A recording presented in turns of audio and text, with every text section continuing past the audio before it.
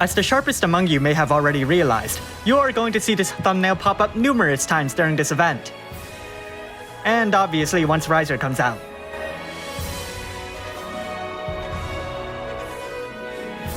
I just realized I hadn't mentioned Cetra Descendent Aerith at all during the intro. Regardless, her Trustmaster reward is a materia that boosts your unit's magic and spirit by 40%, while granting a double killer against humans and machines. Her Super Trustmaster reward is an accessory that mainly boosts magic and spirit. It has a decent amount of attack, which can be used with hybrid damage dealers. It also has a passive that activates if the accessory is equipped onto a Aerith, Cloud, or Zac, giving them 500 attack, magic, spirit, and HP. For the record, that is tremendous. What was the last accessory that gave your unit 500 attack? Furthermore, this passive now stacks, meaning that if you somehow picked up another Cetra Descendant Aerith, it's well worth considering getting 2 of these accessories. Of course, given the limited units in question, this doesn't mean you should rush to the summoning banner after you finish this video just to get a second copy of the Super Trustmaster reward. Onto her active abilities. Wish to Save the Planet is unlocked by getting Cetra Descendant Aerith to EX +2. It decreases the enemy's rot resistance by 35%, and grants your team a double 100% killer against humans and machines. Radiant Prayer imbues light onto your team, boosts their light damage by 30%, boosts their stats by 280%, and raises their dark damage by 100%. And if I don't cover magic spells, I can actually end this segment here. Regardless, if we head to magic, we see Dispelga, Protectga, Shoga, Banishga, and Holyga. Each of these spells, with the exception of Dispelga, can be awakened further, greatly amplifying their effects. The upgraded green magic can give important mitigation buffs, the magic spells will deal more damage, and Dispelga stays as Dispelga. Regardless, onto her passives. With her Trustmaster reward or Super Trustmaster reward equipped, she gains a lot of equipment, magic, and spirit so long as she's holding a single weapon. If you somehow manage to give her a shield, she'll lose the magic boost, but the spirit buff will remain. She deals increased damage to demons and humans, has a significant boost to her limit burst damage, and a small boost to her limit burst gauge fill rate. She also has an innate push to the chain cap, but it only goes as far as 100%. At the beginning of a battle, she'll automatically buff your team's stats by 150%. Her normal attack will buff your team's attack and magic by 200%, boost their limit burst damage by 100%, and recover her MP. If you've unlocked EX +2, she'll automatically fill her limit burst gauge at the beginning of the battle, provided her limit burst gauge is at max level. Furthermore, she'll automatically boost her team's stats by 280%, their limit burst damage by 100%, and grant them a double machine killer. Now, let's look at her limit burst. It imbues light onto your team, raises their light damage by 45%, buffs their stats by a whopping 400%, and buffs their limit burst damage by 250%. It's also a CG limit burst, which gives you something nice to look at. Time to change forms.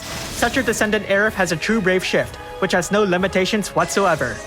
She also brings in Red 13, who just seems to tag along. Kind of like his Roan the game, I hear. Regardless, onto their active abilities.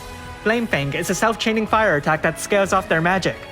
Ardent Prayer imbues fire onto your team, boosts their fire damage by 30%, boosts their stats by 280%, and raises their ice resistance by 100%.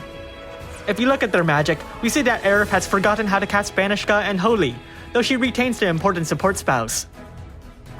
Passives. Despite bringing in Red 13, who's renowned for his triple killer effects, the unit's kit doesn't really change.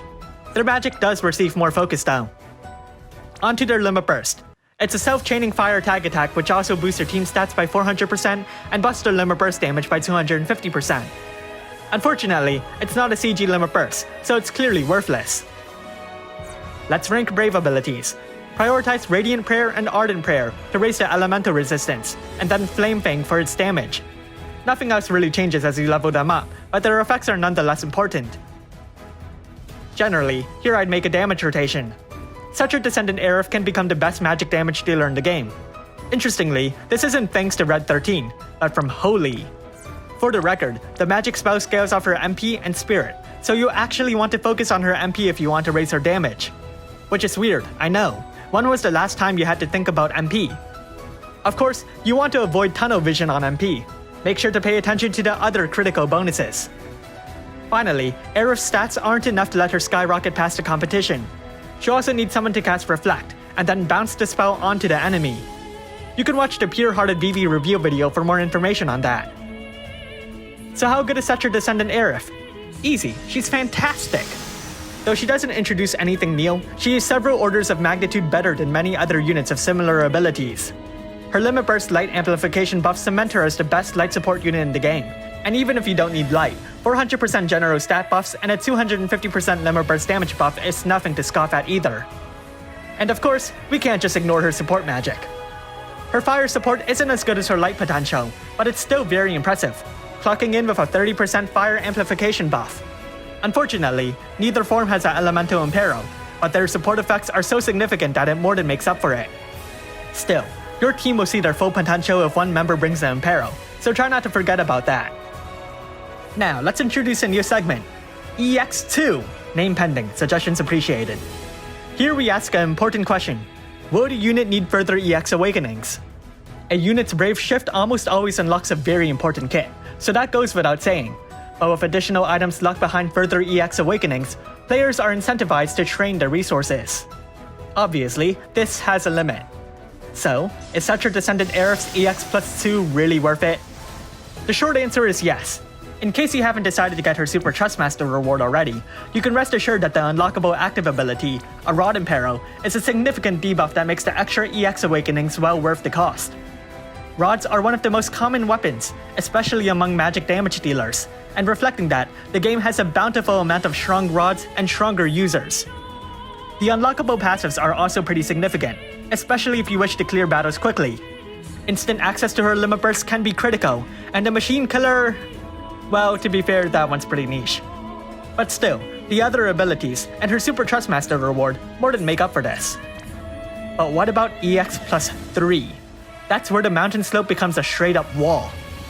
There's not much to unlock here, just her vision card. Enhancement materials and extra stats are nice, but it was rarely worth the necessary materials. So let's look at the vision card.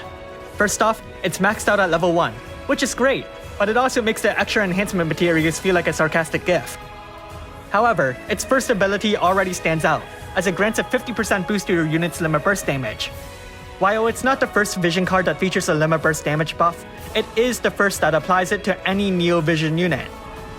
Often, the Limit Burst damage buff was limited to units from a certain series, positioned in the 3rd slot. The other two abilities are less impressive though. A 100% boost to either stat might be significant, but it's hard to say it warrants the cost of EX plus 3.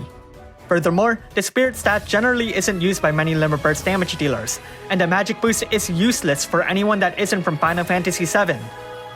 While it wouldn't be right to undersell the Limit Burst damage buff, you have to wonder if you can really spare the materials to get it, especially given that other units just may prefer their own vision card anyways. Well, that ends that segment. Thanks for watching, and if you like this video, leave a like and subscribe.